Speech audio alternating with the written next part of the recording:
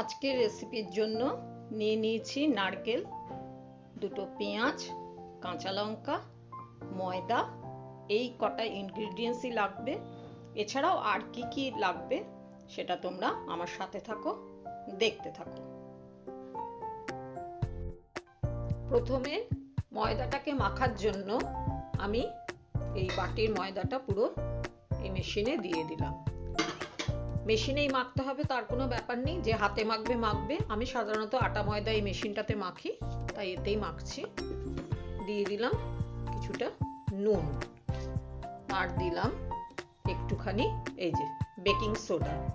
তোমাদের যার কাছে কুকিং সোডা বা বেকিং সোডা, যার কাছে যেটা অ্যাভেলেবেল সে সেটাই ইউজ করবে। এবার আমি এটাকে একটু ঘুরিয়ে নেব, মিশিয়ে নিচ্ছি আর কি।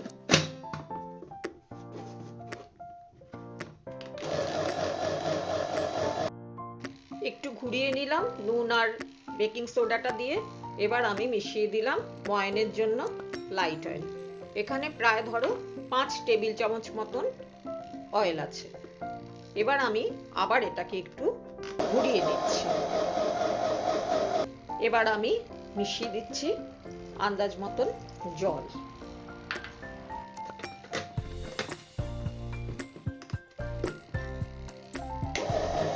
এবারে এটা মাখাবো।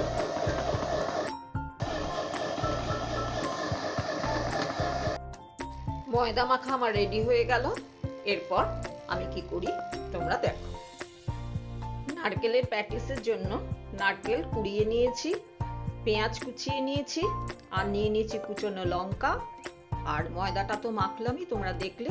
এরপর আমি আর কি ইনগ্রিডিয়েন্টস নিই তোমরা দেখো, আমার সঙ্গে থাকো।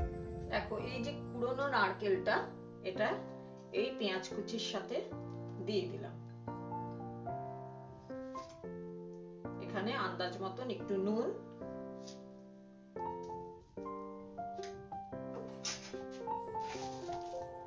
এই একটু চিনি, আর কাঁচা লঙ্কা কুচনো গুলো এখানে দিয়ে দিলাম। দিয়ে এবার এটাকে আমি ভালো করে মেখে নিচ্ছি। এইভাবে ময়দার থেকে এইটুকুনি করে লেচিটা কেটে নিয়ে এই বাটিতে নিয়ে নিয়েছি আমি তেল। এবারে একটু তেলে লাগিয়ে আমি এখানে বেলে নিচ্ছি।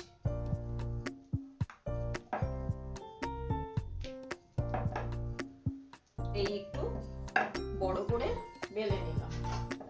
এরপর এই যে আমার মাখানো নারকেলের পুরোটা পেঁয়াজ লঙ্কা দিয়ে, সেটা এখানে অল্প একটু দিয়ে দিলাম।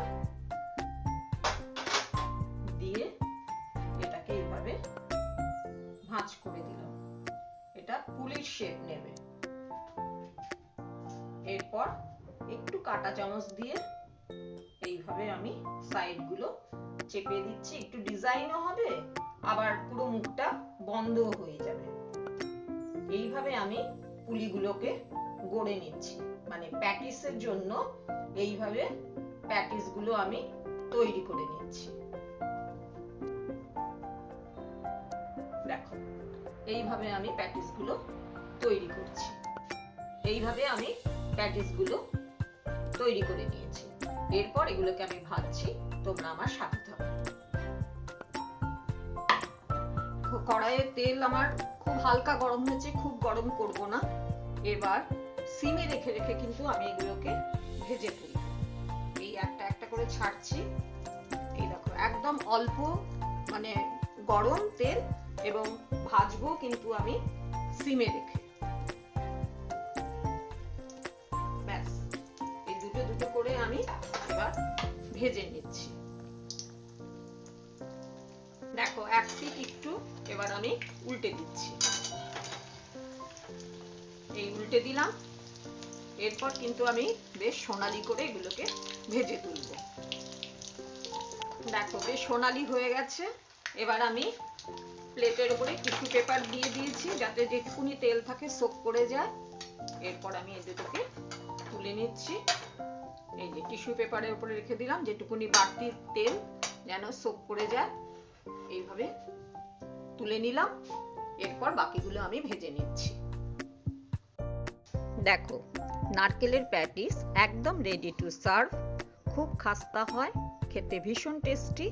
তোমরা বাড়িতে করে দেখো, আর সকলে আমার পাশে থেকো। লাইক, কমেন্ট আর সাবস্ক্রাইব করে দিও। সকলকে আমার অনেক অনেক ধন্যবাদ।